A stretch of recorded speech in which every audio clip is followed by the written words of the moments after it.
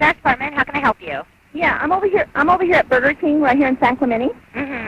No, not San Clemente. I'm sorry. I live in San Clemente. I'm in Laguna Niguel, I think. That's where I'm at. I'm at a drive-thru right now. I ordered my food 3 times.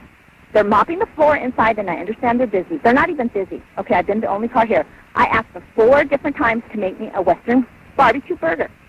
Okay, they keep giving me a hamburger with lettuce, tomato, and cheese, onions. And I said, I'm not leaving. I want a Western burger because I just got my kids from Taekwondo. They're hungry. I'm on my way home, and I live in San Clemente.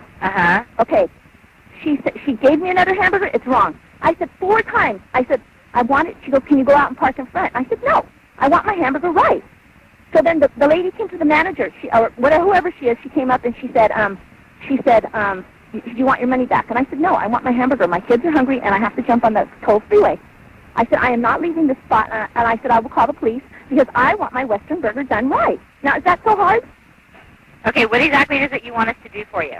I send the officer down here. I want them to make me the right. Ma'am, we're not going to go down there and enforce your Western bacon cheeseburger. What am I supposed to do? This is between you and the manager. We're not going to go enforce how to make a hamburger. That's not a criminal issue. There's nothing criminal. So I just stand here. So I just sit here and block. You need to calmly and rationally speak to the manager and figure out what to do between you. She did come up, and I said, can I please have my Western burger? She said, I'm not dealing with it. She walked away. Because they're mopping the floor, and it's all full of suds, and they don't want to run. They don't want to go through there. And ma'am, then I suggest you get your money back and go somewhere else. This is not a criminal issue. We can't go out there and make them make you a cheeseburger the way you want it. Well, you're supposed to be here to protect me. Well, what are we protecting you from? A wrong cheeseburger? No. Is this a harmful cheeseburger or something? I don't understand what you want us to do.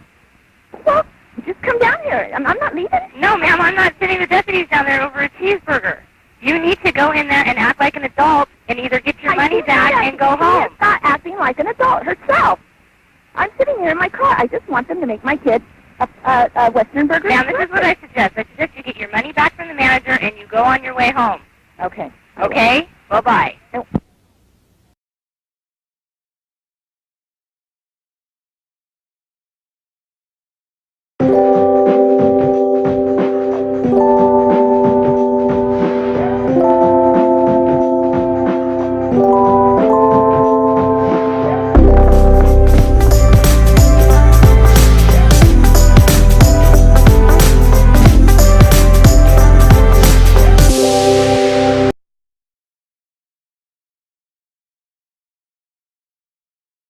Missing is all that's going on there. Now, Donna, you got quite the vent today. It sounds like what's going on with you. Well, I wanted to voice my opinion on something that's been bothering me for a really long time.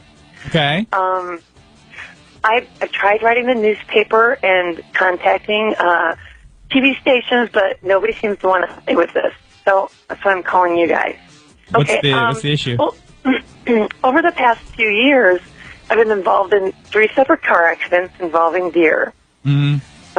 With the population and everything. Each of these incidents, they've occurred shortly after I saw a deer crossing sign on the highway. Well, my frustration is that Minnesota and North Dakota Departments of Transportation would allow these deer crossings to be in such high traffic areas. I mean, I've even seen them on the interstate. Why are we encouraging deer to cross at the interstate? I don't get it. That's such a high traffic area. I mean, I understand that deer are wild animals and they need to travel across the streets occasionally to survive. And, of course, to find food. But it seems to me that so irresponsible of us to allow these deer crossings to be in areas where these deer are so likely to be struck by oncoming traffic. I mean, wouldn't you agree? I mean, it's just, I mean, you think they would put deer crossings maybe, in, smaller towns, maybe during at a school crossing. It would be a safer place for them to cross. Wait. Put the deer crossing sign. Deer crossings aren't telling deer that it's safe to cross there. It's just more of like an alert for drivers so they know it's like a high deer population.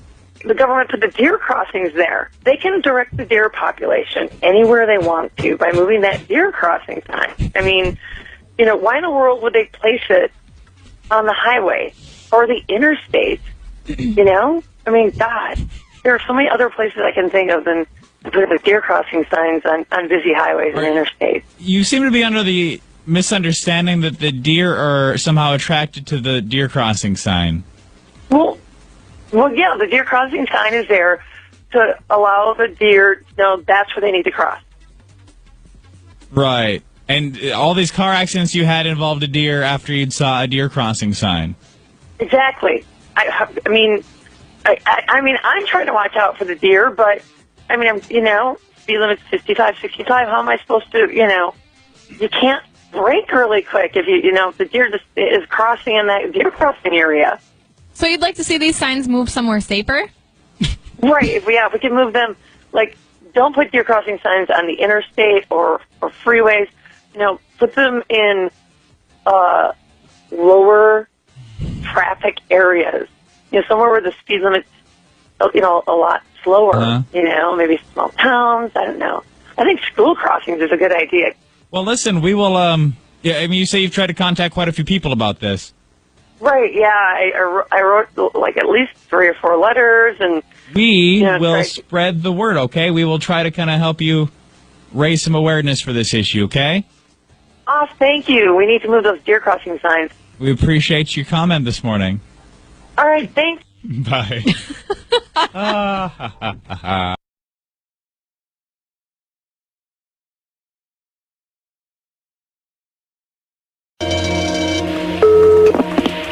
LAPD up at 473. Yes, officer. I'm over here at 36th and Boulevard at a glass shop, and I have a problem here. I had broke in it. What? I had broken a glass shop, and I can't get out because there's too much glass inside in my way of the doorway. I know I shouldn't have did it. I'm turning myself in. Do you have any weapons? No, I don't. I have no weapons on me. Are you black or Hispanic? Black. What are you wearing? I didn't believe him at first. I thought it was a prank. I thought it was a kid playing on the line. They do that quite a bit. So I just thought, yeah, sure, right. I'm sorry. I didn't mean to do the burglary, but can you tell the police officers not to use their firearms against me because I'm not armed or anything. Okay. It's just because I broke in and can you hear the burglar alarm? Yeah. And I can't get out because there's too much glass in the doorway. If I step over this glass, it'll cut me very seriously. I'll be very seriously cut. Okay. We'll get somebody out. It's not often at all that you get a call where a suspect is perpetrating his crime and he's calling in on himself. This is not no prank call, officer, for real. This is real. This is a real thing. All right, mister. Thank you. All right, we won't take long, will it? I hope not. Okay. Do you need an ambulance or anything? No ambulance. All right. Bye-bye. 315, 459, suspect there now, 36 shot, 36 shots inside the glass shop. He's in male black, wearing brown khakis, black jacket, and black shirt. 315, be advised the PR is a suspect, and he advises he has no weapons at the location. What's that? When we first got the call, we thought it was just a mistake. We sort of looked at each other and said, well, there's something wrong with this call. I had to confirm with the radio transmitter operator. The comments indicate the PR is a suspect and he was inside of a location. Even though in this case it appeared the suspect was the one that called, you still don't know. It could be a setup. It could be an ambush type situation. There are a lot of crazy people out there. You really can't take anything for granted. 315 requesting an airship and a K-9 unit at our location.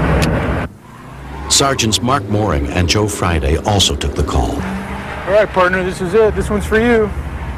The danger on this call is increased because what's going on doesn't make any sense. Suspects don't call you and tell you where they are. We may be dealing with someone who's under the influence of PCP, and he might be have a psychological problem, be a psycho. If that's the case, we're going to need some extra people. PD-10 is over Sepulveda Pass right now. We'll be responding to your call. We're heading on your way. Barnes and Wong were first at the scene, followed almost immediately by the police helicopter. The chopper surveyed the area, but could find no one.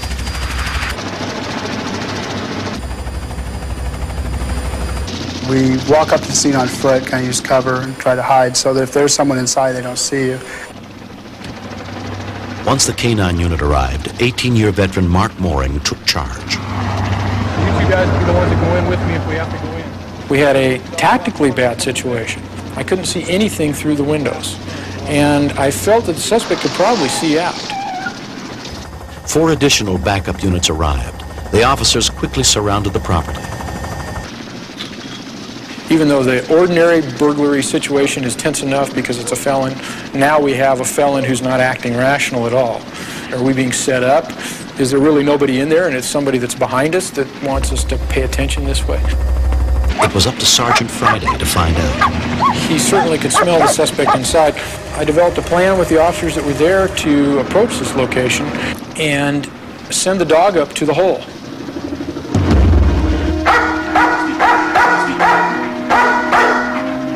Get your hands up! Don't send those. At that point in time, I heard the suspect yell out, "Keep the dog away from me, keep the dog away from me. I'll do anything, just keep that dog away from me." There were dogs that had him trapped from the back. He couldn't go out the back door, and he was very afraid of dogs, which was rather evident when we approached. Slide to your left. Keep moving. Keep moving. Stop. Okay, it's yours. Take him. He only broke out a hole about 2.5 feet round. All the edges of the glass and the plastic went toward the inside. So when he started to crawl out, I imagine it was kind of like crawling through the end of a tin can that had been cut open or something. This was definitely one of the easier felony arrests that I've had. And I think even thanked us for getting him out. It doesn't take a lot of brains to be a burglar, but this guy had none. What would you steal from a glass store that was worth anything? You can't take out big pieces of glass and really expect to go far with it. I just felt kind of sorry for him. That, here's this jerk that's stuck in the building and he can't get out. The suspect had to be rescued from a situation he created himself from a crime. I think that's pretty funny. I like that's a good ending, On July 25th, the suspect pled guilty to vandalism and trespassing and was sentenced to 2 years probation and 150 hours of community service.